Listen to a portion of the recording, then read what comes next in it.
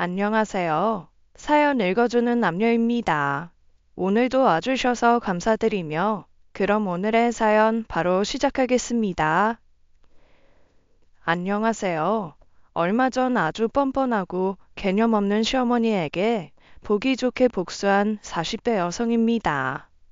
남편은 손이 귀한 집안에서 자란 장손이에요.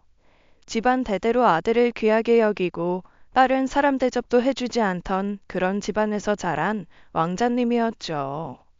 나중에야 안 사실이지만 남편은 중학교 들어가기 전까지 스스로 용변을 보고 뒤처리도 못했다고 해요. 집에서는 매번 시어머니나 신우가 기다렸다가 화장실에 들어가 뒤를 닦아주었다고요. 처음 그 이야기를 듣고 믿기지 않아서 재차 물었는데 남편은 마치 웃긴 에피소드처럼 이야기하더라고요. 신우는 남편보다 2살 어린데 그러니까 11살까지 자기 오빠 똥 닦아주던 일을 해야만 했던 겁니다. 그러다 남편이 학교에서 볼일을 본 후 제대로 뒤처리를 안 해서 냄새가 나니까 놀림을 받게 됐던 거고요. 그러고 나서야 비로소 남편 스스로 하기 시작했는데 집에서는 하기 싫어 정 좀 대신해달라 신우를 불렀다고 해요. 그래서 신우는 11살까지 그 짓을 하다 질색하며 울고불고 나서야 그만두게 됐고요. 남편은 항상 아버님과 단이 정갈하고 깔끔하게 차려진 밥상에서 식사했답니다. 하지만 신우는 2사람이 다 먹고 난 후 잔반 처리하듯 뒤늦게 앉아서 밥을 먹어야 했고요. 심지어 할아버님, 할머님이 살아계셨을 때는 어린 신우에게 밥상에 앉아 밥을 먹지도 못하게 하셨다고 해요. 맛있고 좋은 반찬은 죄다 남편 몫이라 밤마다 몰래 부엌에 들어가 음식을 집어먹다 혼난 적도 여러 번이고요. 남편 교복 빠는 것도 이른 아침에 일어나 남편 몫에 도시락을 싸야 하는 것도 신우였죠. 시어머니는 제 앞에서도 대놓고 그런 말을 했어요. 쟤는 아들 뒷바라지 하라고 낳았다. 라고요. 신우는 부모와 남편에 대한 원망이 컸어요. 제가 결혼할 때까지만 해도 왜 저렇게 오빠를 무서워하나 싶게 남편 말에 벌벌 떨고 설설 기었거든요. 그런데 본인이 결혼하고 자식을 낳고 나니 자기의 삶이 얼마나 비참했는지 느낀 겁니다. 그 후로 신우는 시가 식구들과 연을 끊어버렸어요. 가끔 연락이 올 때마다 자기 가족 얼굴 안 보고 사니 얼마나 행복한지 모른다고 그런 소리를 울면서 해요. 그런 집안의 남자와 제가 대체 무슨 인연이 있어 만나게 된 걸까요? 그 악연은 대학 시절로 거슬러 올라가야 합니다. 제 입으로 이런 말하는 것은 좀 우스운 줄 압니다만 제가 소시적에 참 예쁘다는 말을 많이 들었어요. 당시에 우리과 애들 사이에서 옆구리에 김미숙이 한번 끼어봐야 남자다라는 말도 있었죠. 저에게 관심을 보였던 그 숱한 남자들 중 하나가 바로 남편이었어요. 근데 어떻게 한번 해보려고 하던 껄렁한 남자애들과는 달리 남편은 좀 달랐습니다. 얼굴이 빼어나게 잘생겼다기보다는 호남형으로 호감이 가는 인상이었는데 차림새도 좀 달랐어요. 유행에 따라가는 스타일은 아니었고 매번 깨끗하고 깔끔한 차림새가 오히려 더 긍정적인 인상을 주었죠. 표현이 서툰 것도 귀여워 보였고 은근히 좀 손이 가는 스타일인데도 그렇게 신경이 쓰이더라고요. 그래서 지금도 딸에게 그렇게 강조하고 또 강조하는 말이 있죠. 절대 남자를 동정심이나 모성애로 사귀지 말라고요. 그게 바로 고생문을 열고 지옥행 열차를 타는 길이니까요. 남편은 전형적으로 모성애를 느끼게 하는 남자였습니다. 스스로 할 줄 아는 것은 별로 없는데 그 와중에도 좋아하는 여자애라고 저를 서툴게 챙겼어요.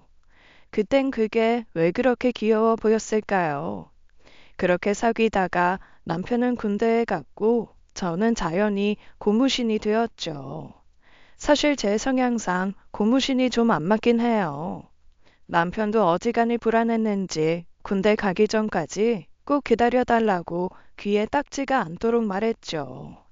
남편이 군대 갔다고 이때다 싶었는지 대쉬하는 남자들이 많았으니 저도 좀 힘들긴 했습니다. 그러다 진짜 도망갈까 싶었던 사건이 생겼죠. 학교에 시어머니가 찾아왔던 거예요. 그때 저는 갑작스럽게 가세가 기울어 시작한 과외로 꽤 바빴어요. 그래서 군대 간 남편에게 처음처럼 편지를 자주 보내지 못했고 타이밍이 안 맞아 전화를 놓치는 경우도 많았죠.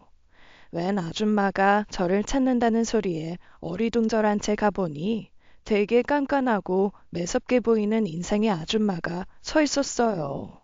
네가 김미숙이냐? 그런데요. 나는 승철이 어미 되는 사람이다. 아, 안녕하세요, 어머니. 승철이가 그러는데 미숙이 네가 요즘 편지를 안 한다더라. 편지요? 아, 제가 좀 바빠서요. 아무리 바빠도 여자가 남자를 기다리게 하면 안 되는 일이다. 승철이한테도 말했는데 바빠서 편지 자주 못 쓴다고요. 아무것도 못 보고 들어간 승철이 입장에선 얼마나 속이 타겠냐. 딴 남자 만나고 다니는 건 아니냐? 예? 아니에요. 학교 시험 공부도 해야 하고 과외도 해야 돼서 시간이 잘 안 나요. 아까 보니 아무 남자한테 웃음 흘리고 다니던데. 그럴 바에야 학교는 그만두고 우리 집으로 들어가서 미리 살림이나 배워라. 예? 제가 왜요? 왜냐니? 너 승철이랑 결혼할 거 아니냐? 결혼 안 할 수도 있죠. 승철이랑 만나놓고 딴 놈한테 시집을 가겠다는 거야? 아유, 어디서 이런 팔랑 까진 것을? 어머니, 말씀이 좀 지나치시네요. 저는 그러면 순철 씨랑 안 만나는 걸로 할게요. 그럼 됐죠?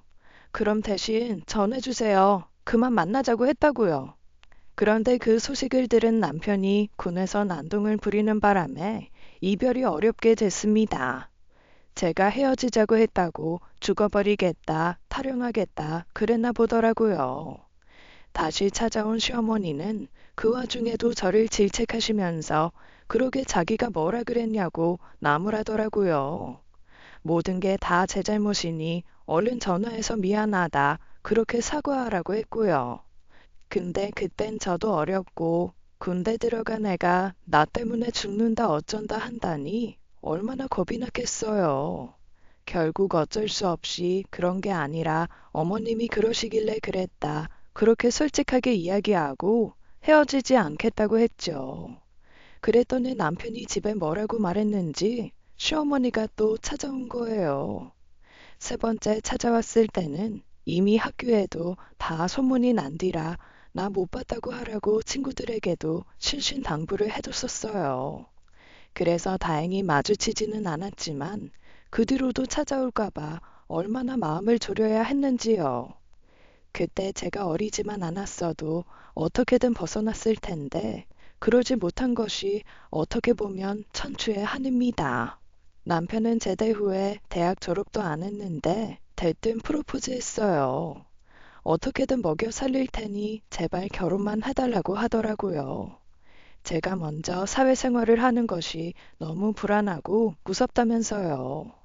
저밖에 모르던 사람이고 평생 한눈 팔 일은 없겠다 싶을 만큼 해바라기라 그거 하나는 괜찮았어요. 시어머니 때문에 조금 식은 마음이야 만나다 보니 조금씩 다시 달아오를 때도 있으니 만날 만은 했죠. 군대 다녀온 뒤에는 좀 남자답게 변한 것도 있어서 전에 없이 설레던 날도 있었고요. 근데 문제는 그 집 어머니였어요. 저한테 말도 안 하고 집에 결혼 이야기부터 꺼내는 바람에 저는 또 호출당했죠. 남편이 분위기 잡는답시고 경양식 레스토랑으로 불렀어요. 그러곤 주문한 돈가스가 와서 썰어 먹으려는데 남편이 자기 것을 열심히 썰더니 저를 준 거예요. 저한테는 그게 너무 당연한 일이어서 고맙다고 하면서 받았는데 갑자기 시어머니 손이 불쑥 튀어나왔죠. 어디서 배워먹은 포레장머리냐? 네? 어디서 남자한테 식사 시중을 들게 해? 제가 해달라고 한 거 아는데요? 받아 먹었잖냐? 아, 승철아, 그냥 너가 먹어. 너 때문에 괜히 나 혼났잖아. 아, 엄마, 왜 그래? 내가 좋아서 해준 건데. 네가 왜 얘 고기를 썰어줘? 얘는 손이 없어? 손이 있든 없든 내가 썰어주고 싶어서 그런 건데 왜 그러냐고. 아, 미수가, 그냥 먹어. 나 이거 먹을게. 아, 됐어. 줘. 뭐냐? 네? 그 표정 말이다. 평소에도 내 아들한테 그렇게 온갖 짜증이 타섞인 얼굴을 보이는 거냐? 네? 정말 네 하고 반문하는 것밖에는 할 말이 없었습니다.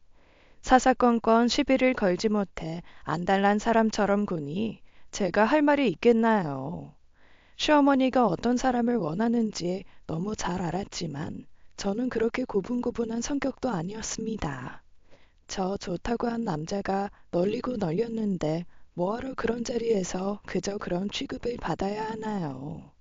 어차피 다시 볼 사람도 아니라는 생각에 그냥 그 자리에서 일어났죠.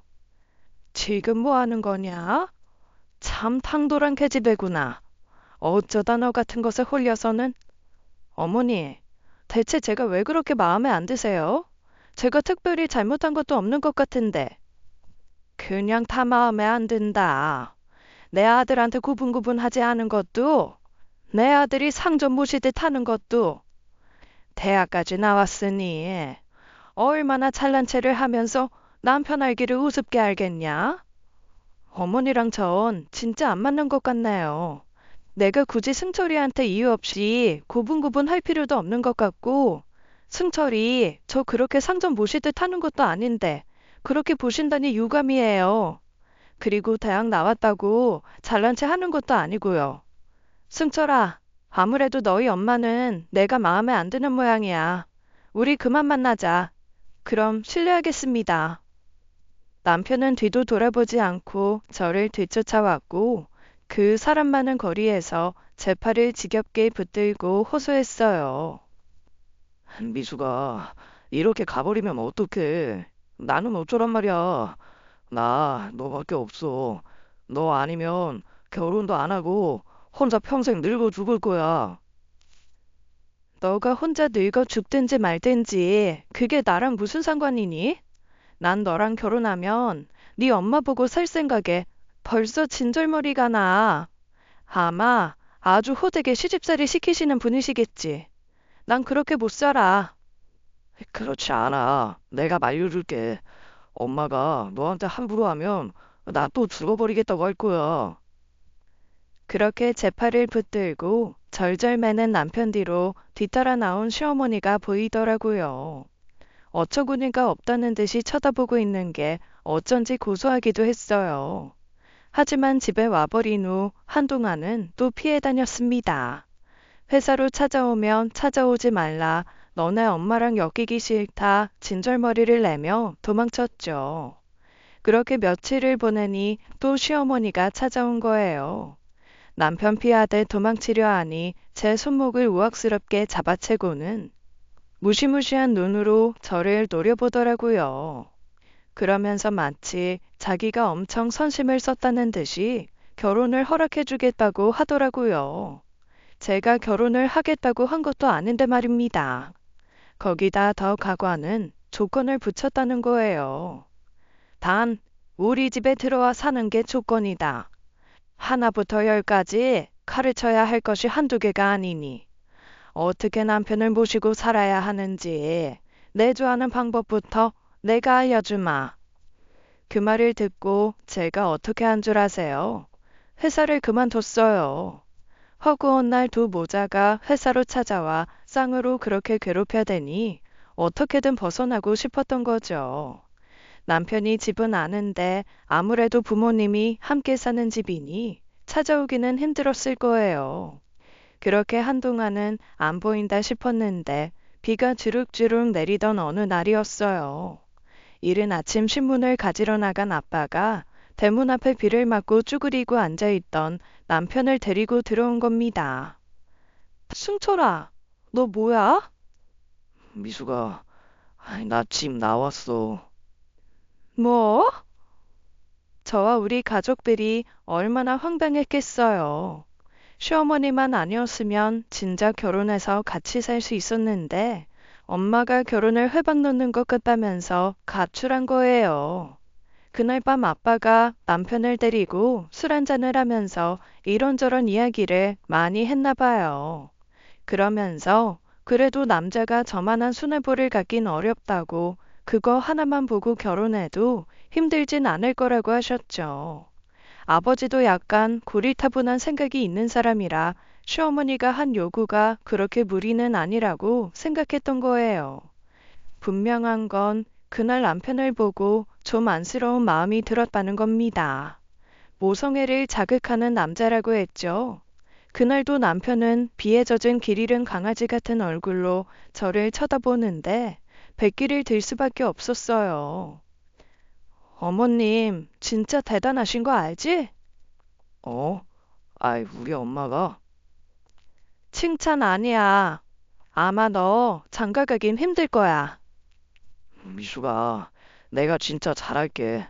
우리 엄마 때문에 속상한 일 없게 내가 잘하면 되잖아. 자신 있어? 진짜 자신 있어. 내가 엄마가 너한테 한마디도 못하게 내가 제대로 막아줄게. 알았어. 근데 난 절대 합가는 못해. 절대로. 알았어. 나도 너랑 단둘이 살고 싶지. 엄마랑 살긴 싫어. 그렇게 가출한 남편은 승전보를 가지고 오겠다고 하며 자기 집으로 떠났죠. 그리고 바로 그날 전화가 왔습니다. 미수가, 나 결혼 허락 받았어. 합가도 안 해도 된대. 신혼집은 시댁과 친정집 딱 중간 지점을 잡았어요. 일부러 그런 것은 아닌데 어쩌다 보니 딱 그쪽에 적당한 집이 있었던 것 뿐이죠. 첫 번째 집은 24평형의 아파트였는데 시댁에서 해준 거예요. 시아버지께서 돌아가시면서 남겨주신 재산이 꽤 있었고 보나마나 그 재산은 다 남편 몫이었고요. 물론 감사한 마음이야 있었지만 그걸 빌미로 시도 때도 없이 찾아와 간섭할 것을 알았더라면 안 받았을 겁니다. 와서 냉장고며 찬장을 죄다 열어보고 꼭 훈수를 줬어요. 남편도 저도 불만 없이 살고 있는데 시어머니 입에서는 불평불만이 끝도 없이 나왔습니다. 그리고 웃긴 건 신혼 초에 매번 시누이를 달고 왔다는 거예요. 왜 달고 왔는지 아시겠어요? 남편이 저한테 이래라 저래라 시키고 쓴소리 하는 거 싫어하니 시누이 시켜서 일하게 하려고 한 거예요.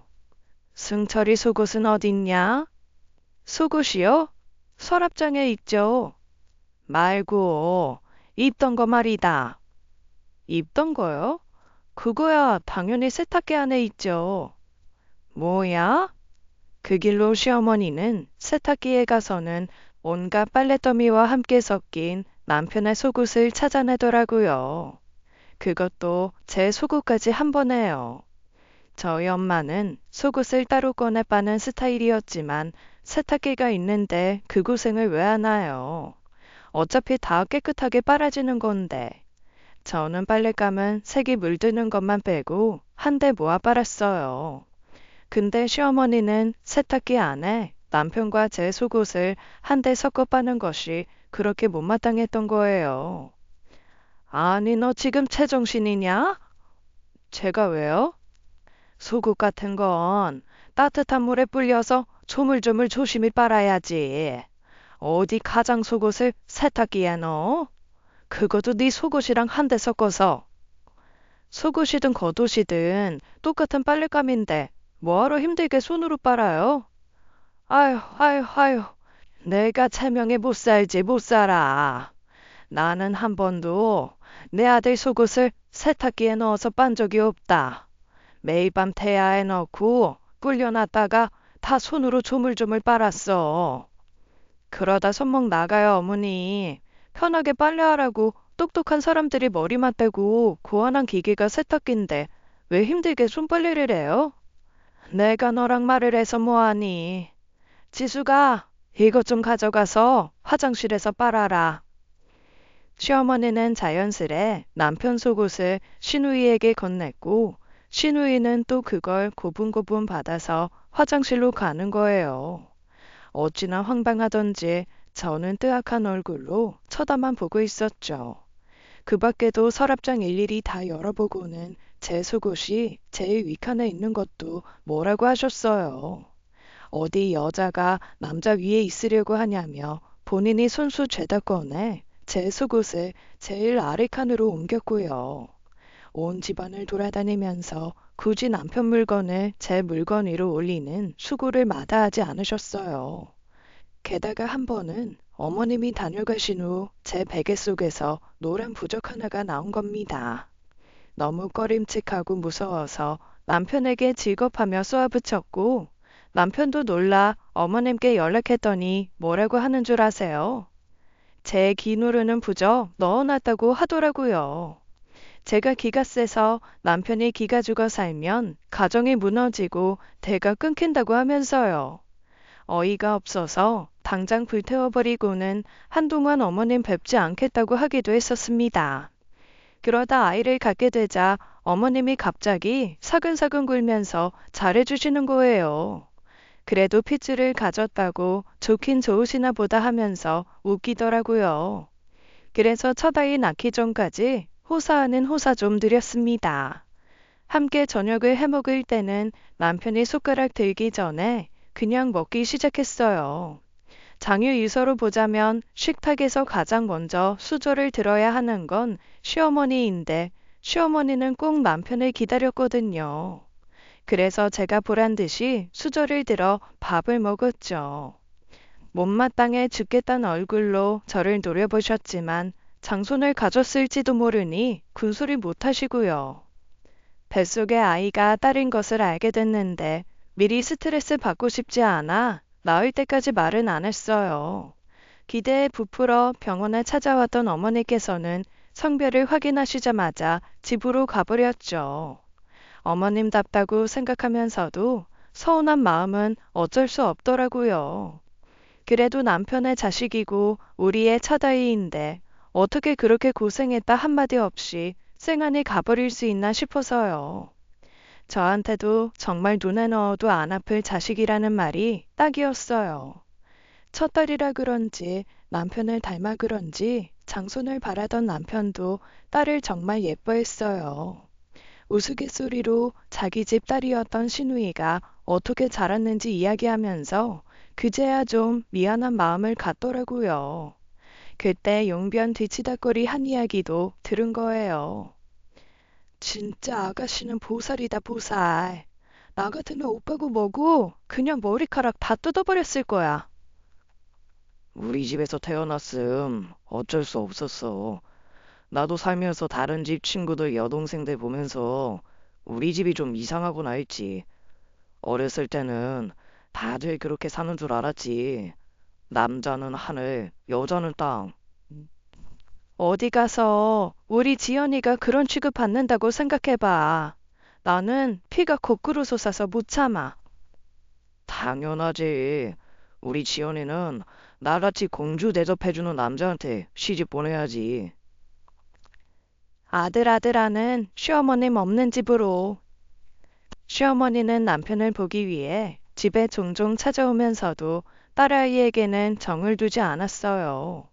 아들이 아는 것을 못마땅해 하시면서도 첫딸은 살림 미천이라고 좋은 게 좋은 거다 그런 소리나 했죠. 그런 말에 대꾸도 하지 않았는데 아이가 크는데 자꾸 애한테 집안일을 시키는 거예요. 행주를 가져다 한번 빨아봐라 식탁 바꿔보라고요. 아니 이제 막 걸음마를 시작해 아장아장 걷기 시작한 애한테 그게 할 소리입니까? 뭔 소린지 모르고 할머니가 준 행주를 쥐고 덩실덩실 춤을 추듯 웃는 애를 보고도 못마땅하게 봐요. 그저 식탁 어떻게 닦는지 그런 소리나 하고 있고요.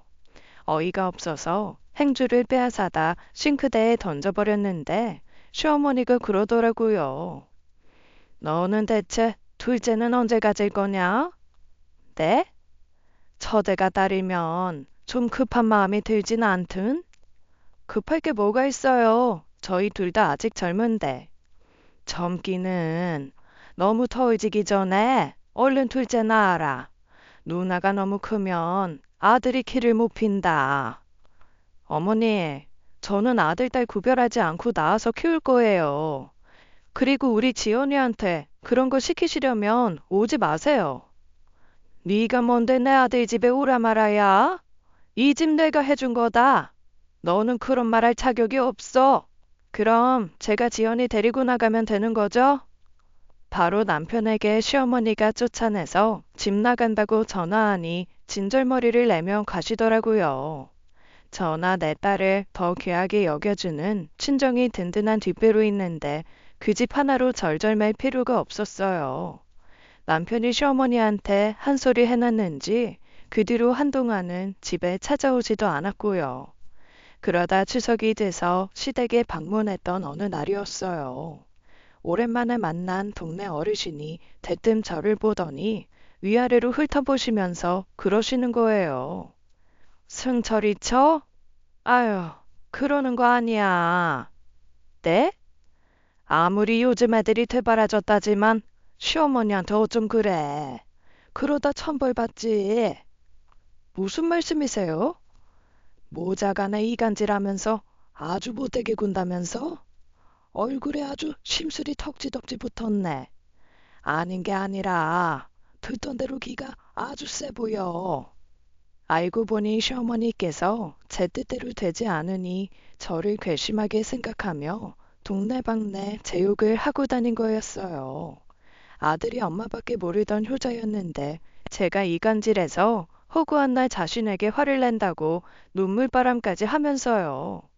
덕분에 굴러들어온 돌취급에 여자 하나 잘못 들어와 집안 망하겠단 소리나 듣고 도망치듯 집에 돌아왔죠. 나 진짜 이대로는 못 살아. 당신 어머니라고 해서 참는 것도 한계가 있지. 사람 괴롭히는 방법도 참 여러 가지야. 볼 때마다 우리 지연이 푸대접 하시는 것도 너무 싫어. 어머님 저렇게 상식밖에 행동하시면 난 당신이랑 못 살아. 결국 남편은 제가 이혼도 불사하겠다는 말을 하고 나서야 시댁과 거리를 들 수 있게 해주었어요. 그래도 자기가 얼마나 귀하게 자랐는지 아는 효자라 남편만 가끔 시댁에 방문했습니다. 그렇게 몇 달은 편하게 살았어요. 그러다 조금 늦게 둘째를 갖게 되었고 남편에게서 소식을 듣고 넌지시 다시 찾아오고 싶으시다는 것 같더라고요. 하지만 대번에 거절했어요. 첫째 가졌을 때도 얼마나 잘해주셨는데요. 둘째도 아들 기대하시고 그러시겠죠. 근데 딸이면요. 첫째 낳았을 때처럼 언제 그랬냐는 듯이 찬바람 쌩 하겠죠.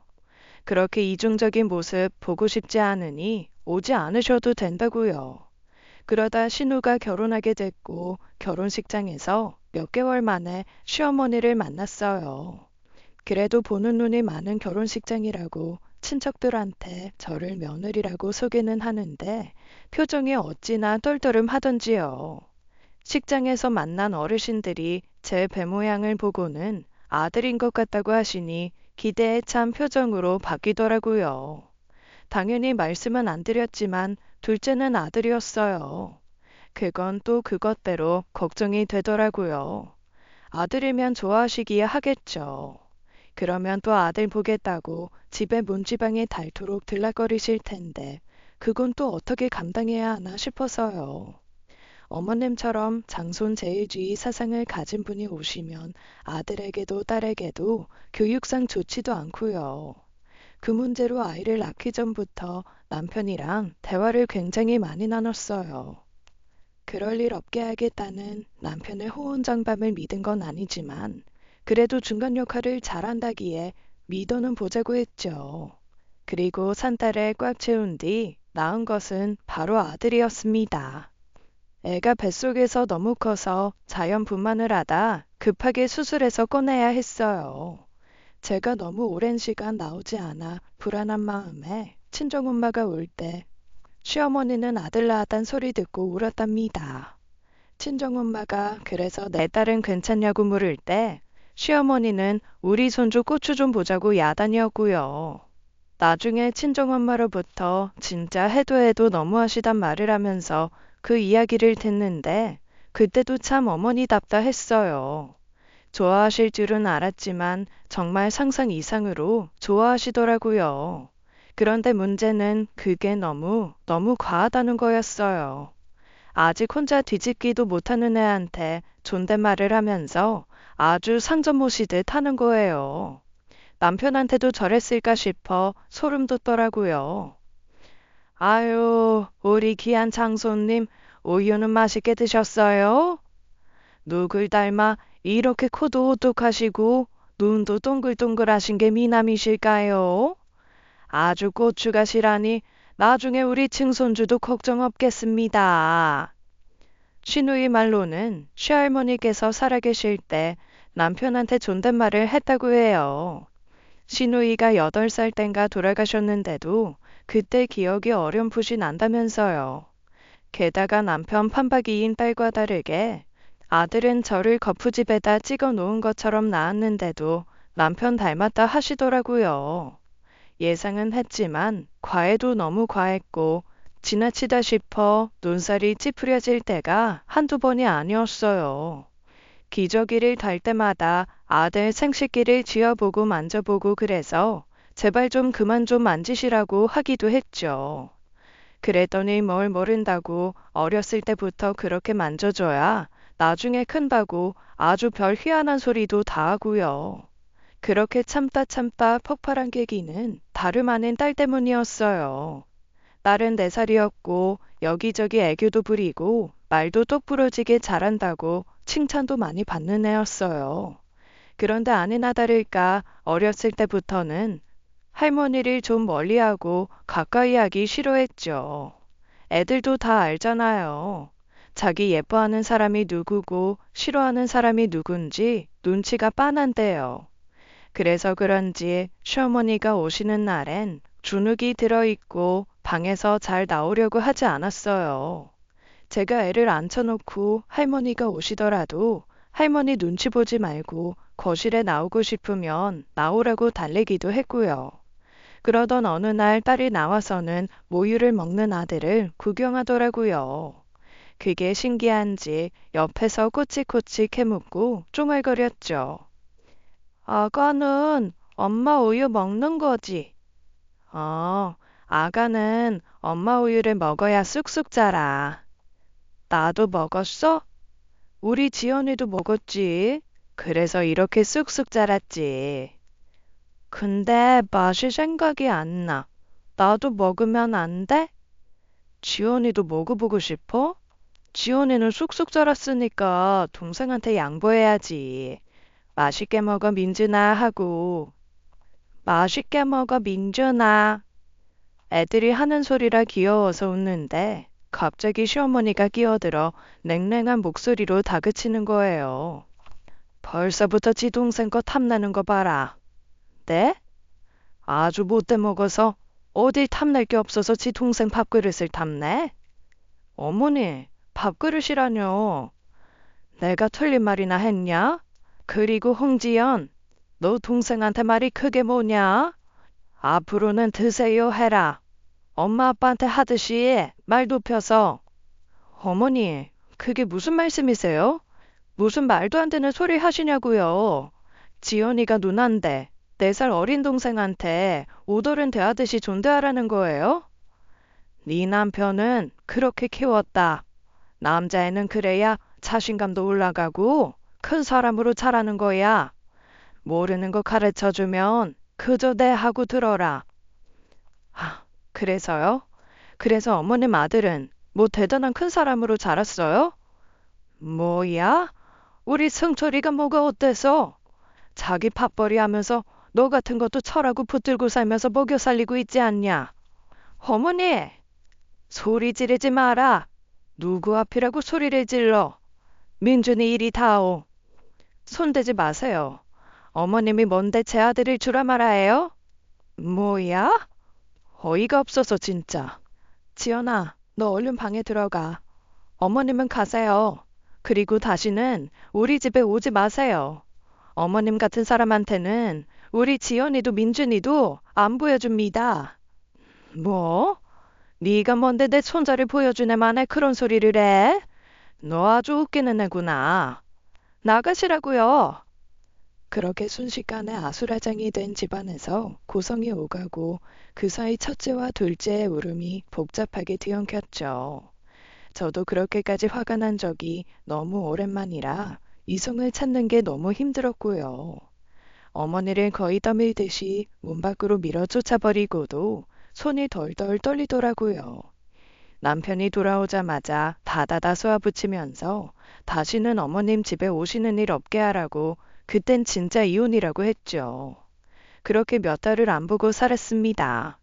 처음엔 시누이를 시켜서도 연락은 여러 번 했는데 시누이도 결혼 후 생각이 바뀌어 그 다리 역할을 포기하더라고요. 저야 안 보고 사니 좋았고 시어머니 오실 때마다 주눅든 딸을 보지 않아서 좋았습니다. 근데 남편은 또 다르겠죠. 아무리 그래도 자기 부모인데 마음이 편했겠습니까? 그 마음은 이해하니 전처럼 혼자 방문하는 거야 모른 척 눈 감아준 거죠. 그런데 시어머니가 매일같이 전화해서 다 죽어가는 노인네 흉내내며 죽는 소리를 하는 거예요. 시누이 말로는 동네방네 어르신들 만날 때마다 피죽도 못 먹은 사람처럼 그렇게 끙끙 앓으신대요. 며느리 하나 잘못 봐서 자기 아들도 장손도 제대로 못 보고 산다고요. 남편은 나이든 어머니 모습에 마음이 약해졌고 만날 때마다 울면서 장손을 찾으니 어쩔 수 없었던 것 같아요. 결국 어렵게 이야기를 꺼내더라고요. 당신한테 며느리 놀이 해달라 소리는 안 할게. 애들만 좀 보여드리자. 기어이 어머님 뜻대로 해주겠다는 거네? 엄마가 옛날 사람이라 실언을 한 거야. 미안하다고 하셨어. 지연이한테도 좋은 할머니가 되어야 하는데 이제 그럴 기회가 없어 어쩌냐고 무시더라. 하, 어머님이? 어머님이 지연이한테 좋은 할머니가 되겠다고 하셨단 말이야? 그래. 막상 안 보고 사려니 눈에 밟히시는 거지. 지연이 어른들한테 얼마나 예쁨 받는 애야. 아무리 아들 아들 하시던 엄마도 지연이 애교에 넘어가신 거지. 지연이가 언제 어머님 앞에서 애교를 부렸다고. 한 소리 들을까봐 그 작은 게 어머니 눈치를 얼마나 살폈는데. 그러지 말고 한 번만 더 기회를 드리자. 아니, 당신은 안 가도 돼. 내가 한 번씩 애들 데리고 가서 보여줄게. 남편답지 않게 하도 사정하길래 그래 남편 의사도 존중해줘야지 했어요. 딸과 아들을 차별하지 못하게 하겠다는 약속을 단단히 받고서 가끔 시댁으로 데려가는 걸 허락해 준 거죠. 그러라 해놓고 싫다는 딸을 억지로 데려가게 하고 싶진 않아 남편 보고 설득해 보라고 했어요. 뭐라고 설득을 한 건지 싫은 얼굴을 하면서도 남편을 따라 나섰는데 걱정과 달리 즐겁게 놀다 왔나 보더라고요. 진짜 심경에 변화가 있었던 건지 딸이 좋아하는 과자도 사놓고 우리 손녀 했다더라고요. 나야 두 번 다시 보고 싶지 않은 시어머니라지만 내 자식 좋아해 준다는데 더는 반대할 이유가 없었어요. 그렇게 몇 년이 무탈하게 지나가나 했습니다. 딸이 어느덧 초등학생이 됐고 아들이 4살이 되었어요. 그런데 어느 순간부터 갑자기 딸이 할머니 집에 가기 싫다는 겁니다. 왜 그러냐고 하니 역시 할머니는 민준이만 좋아한다고 투정을 부렸어요. 남편한테 한 소리 하니 그동안 잘 가지 않았느냐고 딸이 할머니 사랑 더 받고 싶어 질투하는 거라더라고요. 그럴 수도 있겠다 싶긴 했는데 어느 날 아들 입에서 나온 이야기를 듣고 뜨악했습니다. 엄마, 계집애가 내 과자 빼앗아갔어. 어? 뭐라고 민준아? 아, 계집애가 내 과자 뺏어갔다고. 내 거야, 이 계집애야. 민준아, 너 지금 누나한테 뭐라고 하는 거야? 계집애. 누가 그랬어? 누가 누나 보고 그렇게 말하라고 했어? 계집애. 기가 막혀서 말도 안 나왔습니다. 어린 아들의 어눌한 발음 때문에 처음엔 뭔 소린가 했어요. 근데 그게 다름 아닌 계집애라는 말이었고 시댁에서 딸을 부르던 말이라는 걸 알았죠. 딸을 불러다 자초지종을 물으니 모른 체 하며 자꾸 딴짓하고 딴소리를 하는 거예요. 그러면 안 되는데 너무 속이 상하고 놀라서 딸을 다그치면서 혼내듯이 물었더니 엉엉 울면서 그러더라고요. 할머니가 그랬다고. 할머니 집에 갈 때마다 민준이한테만 좋은 거 주고 자기한테는 자꾸 가지기 싫은 것만 준다고요. 그래서 민준이가 가진 게 갖고 싶어서 빼앗으려고 하면 계집애는 고추 달린 것한테는 그러면 안 된다고 했답니다.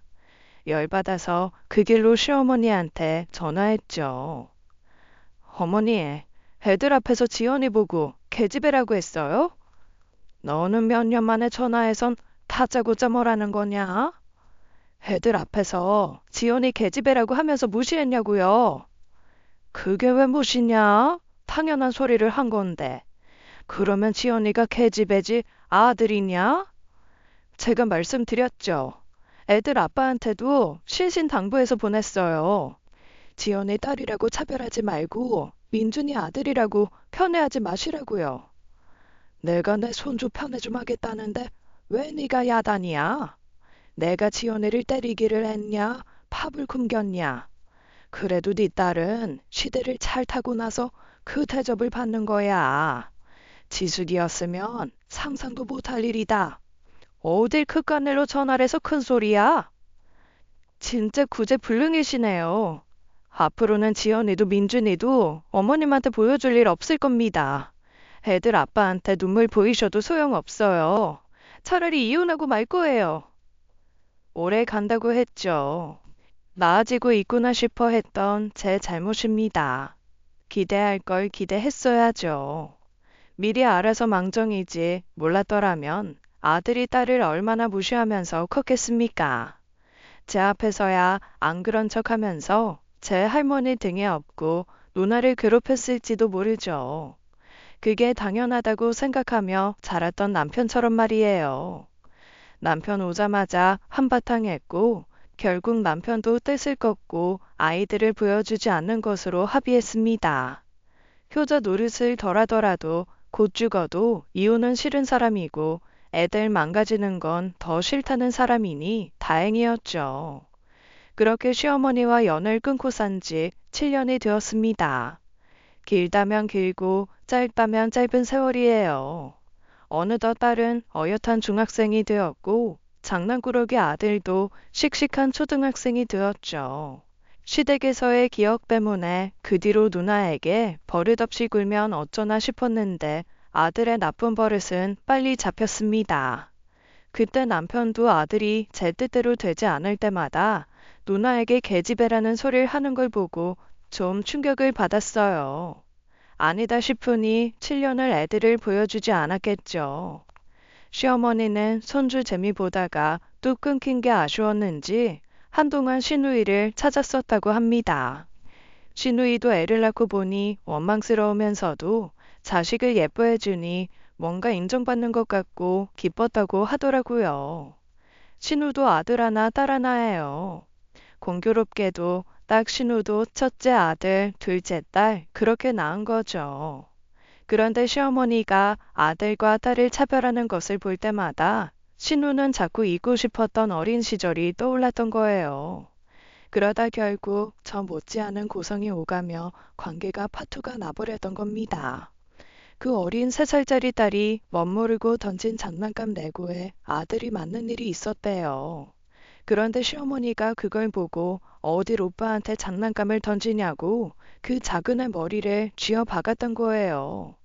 애도 울고 신우도 울고 울분이 쌓여 그간 못했던 말을 다 토해내면서 죽더라도 연락하지 말라고 했답니다. 자기 똥도 못 닦을 그 어린 나이에 똥 닦아달라고 엎드려 있는 오빠들을 닦아주던 마음이 오죽했을까요. 제 입에 들어가는 것까지 빼서 오빠를 줘야 했으니 말이에요. 직접 싸는 도시락도 소시지는 항상 오빠 몫이었다고 합니다. 학교에 급식실이 생길 때까지 직접 도시락을 싸야 했는데 그게 그렇게 부러웠대요. 자기가 달걀물을 묻혀다가 만든 건데 소시지는 개수까지 세어 전부 오빠 도시락으로만 들어갔다고요. 그래서 한 번은 어머님 눈치를 보고 몰래 소시지 하나를 밥 알에 묻어놓았다고 합니다. 종일 급식 시간만 기다리면서 밥 밑에 숨겨둔 소시지만 기다렸는데 언제 뺐는지 그새 그 소시지 하나도 없었다고요. 그때 그 기분이 지금도 안 잊힌다고 하면서 신우가 오는데 남편이 그런 것도 아닌데 어찌나 남편이 얄밉던지요. 제가 어떻게 그 마음을 다 알겠습니까마는 시어머님이 어떤 사람인지 아니 종종 신우이 하소연 들어주며 지냈어요. 남편은 효자는 포기 못하겠다고 아들 노릇만은 하겠다고 시댁에 자주 드나들었어요. 최근엔 그 횟수가 늘었는데 몇 번이나 애들이랑 유원지에 놀러 가는 것도 미루면서 가더라고요. 또 이번 주에는 같이 놀아준다고 그렇게 약속해놓고선 애들이 실망할 텐데. 그럼 어떡해. 아프시다는데. 나이가 드셔서 여기저기 안 아프신 것도 없고. 참 걱정도 팔자다. 모르긴 몰라도 어머니 100세까지 사실걸? 너가 못 봐서 그래. 엄마 얼마나 나이 들었는데 볼 때마다 마음이 좀 그래. 고생만 하신 것 같아서. 그래, 당신은 좀 반성해야지. 당신 귀하게 키우다 다 늙으셨겠다. 말을 왜 그렇게 하냐? 당신은 어머니가 아직도 그렇게 미워? 밉고 말고는 없어. 그냥 만나고 싶지 않은 거지. 당신은 맨날 어머니 변했다, 정 같지 않다 그러지만 그건 당신한테나 그런 거야. 아가씨 저러는 거 보고도 모르겠어? 지숙이 걔라도 좀 엄마 챙기고 그랬으면 좋았을 텐데 참. 다 어머님 자업자득이네요. 남편이 애들과 약속을 번번이 어기는 것은 좀 이상하다고 생각은 했어요. 무엇보다도 좋은 아빠가 되겠다는 것에 강한 욕심이 있던 사람이고, 정말 약속은 지키고 싶은데 어쩔 수 없어 보였거든요. 그래서 진짜 어머님이 어디 아프시나 싶어 조금 신경은 쓰이더라고요. 아무리 연 끊고 사는 사이라지만 아프시다고 하면 제 마음도 편하진 않겠죠. 며느리 도리에 욕심은 없지만 남편한테 지을 수 없는 응어리가 생길 수도 있겠다 싶어서요. 그래서 가겠다는 사람 붙잡아 애들이랑 놀아달라 그러지는 못했습니다. 그런데 그 잦은 시댁 방문에 상상도 못한 진실이 숨겨져 있을 거라고는 누가 상상이나 했겠습니까? 저는 아직도 그 일을 떠올리면 하도 기가 막혀서 자다가도 벌떡벌떡 일어나요. 허공에다 대고 미친 사람처럼 욕을 퍼붓기도 하고 아각 소리를 질러대며 자다 놀란 애들이 뛰어온 적도 있습니다. 제가 오죽했으면 애들 앞에서까지 그런 모습을 보였을까요? 몇 주 전이었어요. 그날 학부모 모임에서 알게 되어 가까워진 친구가 하나 있는데 집들이를 한다더라고요. 그래서 애들 학교 갈 시간에 집들이 선물을 사들고 그 동네를 갔어요. 신축 아파트라 단지도 깨끗하고 주민 편의시설도 잘 갖추어 있는 곳이라 우리도 이사할까 싶었죠. 그동안 모은 돈도 있으니 학군지 대단지 신축 아파트로 옮겨볼 때도 됐고요. 남편에게 이야기를 꺼내보지 않았지만 이미 이사를 앞둔 사람처럼 들뜬 마음으로 아파트 조경을 구경하며 걷던 때였습니다. 모퉁이에서 나와 제 앞을 걸어가는 사람 뒷모습이 영락없이 남편인 거예요. 옷도 아침에 입고 나간 그 옷이었고 체형이나 걸음걸이를 봐도 남편이 맞았죠. 그걸 보고도 제가 섣불리 말을 걸지 못한 것은 남편이 혼자가 아니었기 때문이었습니다. 남편 옆에는 웬 여자가 있었고 둘은 다정히 팔짱을 끼며 걷고 있었거든요. 그래서 저는 앞서 걷던 남자가 내 남편이 분명하다고 생각하면서도 한편으로는 확신할 수가 없었어요. 아니, 내 남편이 왜 외간 여자랑 낯선 동네에서 팔짱을 끼며 다정하게 산책해요? 말이 안 되잖아요. 그래서 남편 얼굴을 확인하려고 이쪽 저쪽으로 기웃거리며 뒤쫓아갔어요. 그러다가 인기척을 느낀 남편이 무심결에 뒤를 돌아보고는 깜짝 놀라 멈춘 겁니다. 저는 비로소 그게 진짜 제 남편이라는 것을 알아챘고 기가 막혀 아무 말도 못하고 섰죠. 옆에 있는 여자도 저를 보자마자 당황한 기색이 역력했고 슬쩍 남편 팔에 끼운 손을 빼더라고요. 당신, 뭐야? 당신이 여기 왜 있어? 이 여자 누구고? 어? 아, 그게, 아는 동생. 어렸을 때 아는 동생이야. 아는 동생? 저는 남편 말에 여자를 훑어보다 얼굴이 굳고 말았습니다. 온몸에 피가 식는 기분 아실까요? 직감이 있잖아요. 제대로 된 진실을 듣지도 보지도 않았는데 확신이 드는 순간이요. 여자 배가 불러 있는데 그게 남편이라는 확신이 든 겁니다. 저도 모르게 표정이 싹 변하는 게 느껴졌고 남편도 느꼈겠죠. 얼마나 놀랐으면 손을 바들바들 떨면서 내줬는데 말을 제대로 못해요. 뭐냐고 물었어. 그게 아니라, 그러니까 여보, 아니, 아는 동생인데, 아는 동생? 자는 동생이 아니라? 어? 아이, 무슨 소리야, 여보, 그게, 저는 남편의 행동에서 두 번 확신을 느꼈고 남편의 어깨를 툭툭 치며 다시 물었습니다.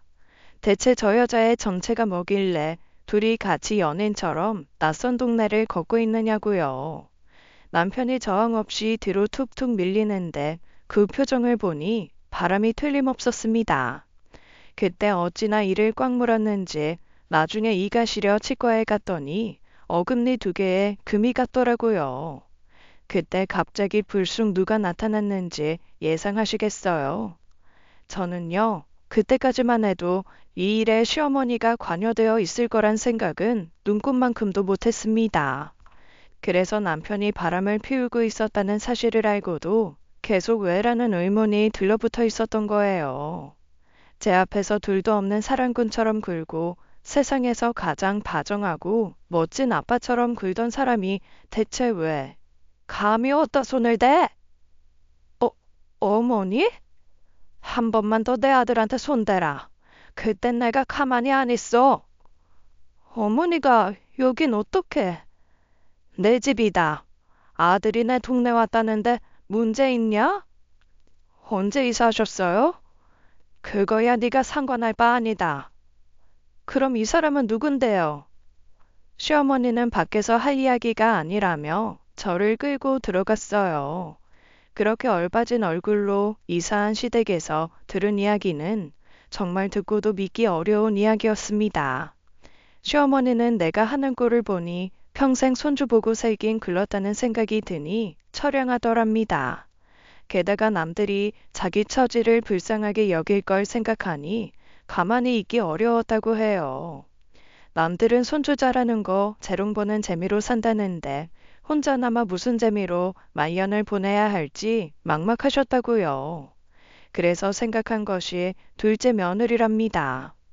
둘째 며느리라뇨? 어머님한테 아들이 하나인데 어떻게 둘째 며느리가 있을 수가 있어요? 아들이 하나면 둘째 며느리가 없다고 누가 그러든 둘째를 들이면 둘째가 있고 셋째를 들이면 셋째도 있는 거지. 어머니, 말을 좀 알아듣게 해주세요.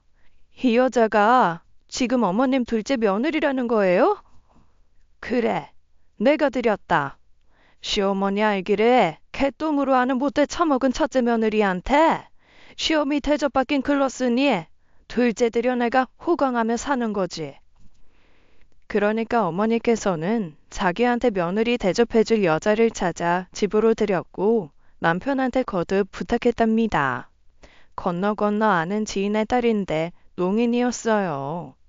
집도 가난하고 장애가 있어 혼사길이 막혔다고 생각하는 집에다가 사정을 말하고 데려왔답니다. 그 집 빚도 대신 갚아주고요. 이 시대에 그런 일이 가능한가 싶어 듣고도 믿기지 않아 제 머리로는 이해하는데 한참일 걸렸어요. 그러면서 남편한테는 그 여자 남편 역할까진 바라지 않는다고 그저 며느리로 살 수 있게 좀 해달랬답니다. 그건 도울 수 있지 않냐면서요. 네, 그 어머님 부탁을 들어준다는 핑계로 남편은 그 뒤부터 시댁에서 두 집 살림을 하기 시작한 겁니다. 그 와중에도 변명이랍시고 하는 소리가 가관이에요. 이 여자는 내 아내가 아니라 그냥 엄마 며느리야. 나 이 사람한테 마음 준 적 없어. 그냥 엄마 부탁이라서 하도 감춰먹길래 그래서 그런 거야. 지연 엄마, 나 좀 믿어주라. 어? 듣지 못하는 사람이라고 면전에 대고 그런 소리도 서슴없이 했어요. 그러니까 어머님 부탁을 들어주기 위해 그 여자가 사는 이 집에 드나들면서 그 여자랑 잠자리도 가진 거죠. 그러니까 그 여자 뱃속에 있는 아이가 남편 아이가 맞은 겁니다. 차라리 잘 됐다. 승철이 너도 언제 마음에 들지 않니? 애가 듣지 못해서 그렇지. 참하고 아주 똑 부러지는 게 살림도 잘한다. 뭐 하나 마음에 안 드는 구석이 없어. 게다가 뱃속에 애도 아들이란다. 이참에 갈라서라. 갈라서고 이 아이 호적에 올릴 준비나 해라. 네? 호적이요? 그리고 그 순간 또 하나 깨달았죠. 시어머니의 큰 그림이 어디서 완성이 되는지요. 제가 이혼을 하면 남편만 데려다가 앉히고 그 여자의 자식을 남편 밑으로 넣으면 되는 거예요. 그러면 어머님이 원하던 새로운 아들 며느리 가족이 모인 그림이 완성이 되는 거죠. 실수가 나오더라고요. 머리 참 잘 쓰셨다 했습니다. 화는 나는데 어떻게 그런 생각을 하고 실천을 옮길 수 있을까 싶어 기가 차더라고요. 그리고 결심했죠. 어머님이 원하는 그림은 절대로 완성시킬 수 없게 해야겠다고요. 누구 마음대로요? 뭐? 참나. 누구 좋으라고 이혼을 해요? 그럼 지금 안 갈라서겠다는 거냐? 이 꼴을 보고도? 어머님, 둘째 며느리가 낳은 귀한 손주 사생아로 키워보세요. 그러고 그 자리를 박차고 나와버렸죠. 사생아란 말에 시어머니 거품을 물고 쫓아오더라고요. 아래층까지 쫓아와서 팔을 붙들고 거칠게 몰아붙이시는데 어찌나 힘이 센지 진짜 100세까지 사시겠네 했어요. 민주애미 너 똑바로 말해라. 지금 뭘 했냐? 사생아? 지금 사생아라 했어? 이혼 안 하면 네 자식으로 넣으면 된다. 내가 내 손주 사생아 되는 그 꼴을 어떻게 보냐? 왜 어머님 둘째 며느리가 있는데 제 자식으로 넣어요? 그런 생각은 안 하셨나 봐요. 이혼하든 안 하든 모양새가 그럴싸할 거라는 기대는 하시면서요. 애가 무슨 잘못이야. 애는 제대로 크게 해야지. 엄마가 있는데 제가 제대로 크게야 하겠죠. 엄마 밑으로 가서 홍시성 못 받는다고 애가 뭐 어머님 손주가 아닌 게 되나요? 뭐, 뭐야? 이혼해라. 갈라서. 사생아란 말에 눈이 뒤집힌 어머니가 고래고래 소리를 지르기 시작했습니다. 동네 사람들은 가던 길을 멈추고 구경 나더라고요. 잘됐다 싶었어요. 언제 쥐도 새도 모르게 몰래 여기까지 이사와서 신혼기분 냈을 남편 생각하니 열도 받고요. 인연도 끄는 마당에 행여나 제가 그 집에 갈까 싶어 이사했나 싶더라고요. 남편도 뒤늦게 달려와 저를 붙들고 안달복달하는데 이제 와서 왜 저런 얼굴을 하고 있나 했어요. 바람 피워놓고 마치 자기는 가볍게 정자제국만 한 사람처럼 쩔쩔매니까요. 오붓하게 걷던 뒷모습 생각하면 애정이 없는 것 같지도 않았습니다. 가정을 포기하고 싶은 마음은 없었겠지만 몸이 갔으니 자연히 마음도 갔겠죠. 하룻밤 상배라면 모를까 시댁에 간다고 간 것이 얼마나 많은데 그때마다 얼마나 기분이 묘했겠어요. 그것도 많이 봐줘야 30대 초반인 어린 여자 같았어요.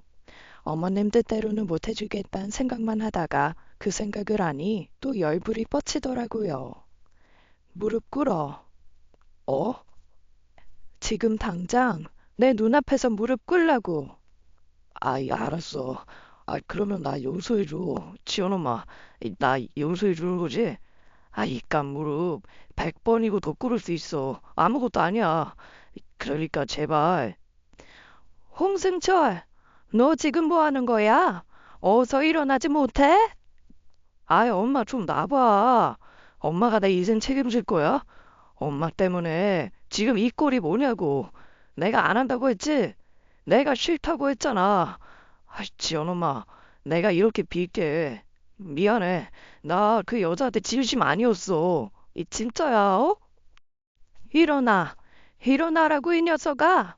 어딜 여자 앞에서 무릎을 꿇어? 남편은 무릎을 꿇고 제 바지가랑이를 붙들고 빌고 시어머니는 그 옆에서 남편을 일으켜 세우려고 안간 힘이었어요. 그 뒤에서 임신한 여자는 배를 붙들고 안절부절 못하며 발을 동동 구르고요. 주변에선 빤한 상황을 유추하며 쑥덕거리는데 그 중심에 서서 삥 둘러보니 이게 지금 현실인지 꿈인지 싶었습니다. 결국 그날은 시어머니가 분을 못 이겨 그 자리에서 혼절함으로써 마무리되었어요. 진짜 정신을 놓은 건지 놓은 척한 건지는 모르겠지만요. 구급차에 실려가는 것만 보고 집으로 돌아왔어요. 남편에 대한 애정이 다시 살아날 기미도 없이 다 식어버렸다는 걸 느껴서 이혼을 하게 될 것 같긴 하지만요. 지금은 아닙니다. 누구 좋으라고요. 사람들 보는 앞에서 남편 무릎 꿇리는 게 시어머니한테는 가장 괴로운 일이었을 겁니다. 거기다 며느리 맘에 안 들어 씨바지 들인 할머니라고 동네방네 소문이 다 난 모양이에요. 같은 아파트에 사는 친구가 그 소문을 듣고 저한테 들려주길래 내 얼굴에 침뱉기라는 거 알면서도 솔직히 말했어요. 그거 내 이야기라고요. 그랬더니 기함하며 어떻게 그럴 수 있냐고 야단이었죠. 모르긴 몰라도 제가 더한 이야기가 그 친구를 통해 더 큰 화력을 만들었을 겁니다. 시어머니 뜻대로 안 되고 얼굴도 못 들게 했으니 통쾌하기는 해요. 앞으로 갈 길이 좀 남았지만 문제 없을 것 같습니다. 이혼은 하되 아주 괴롭힐 수 있을 만큼 괴롭혀주고 그만둘 거니까요. 곧 태어날 애를 생각하니 마음이 찝찝하면서도 그렇게라도 해야 분이 좀 풀릴 것 같아요. 그렇게 하는 게 맞겠죠? 여러분들의 소중한 의견 기다리겠습니다. 지금까지 사연 읽어주는 남녀였습니다. 끝까지 시청해주신 여러분 감사드리며 저희는 다음 사연으로 돌아올게요. 감사합니다.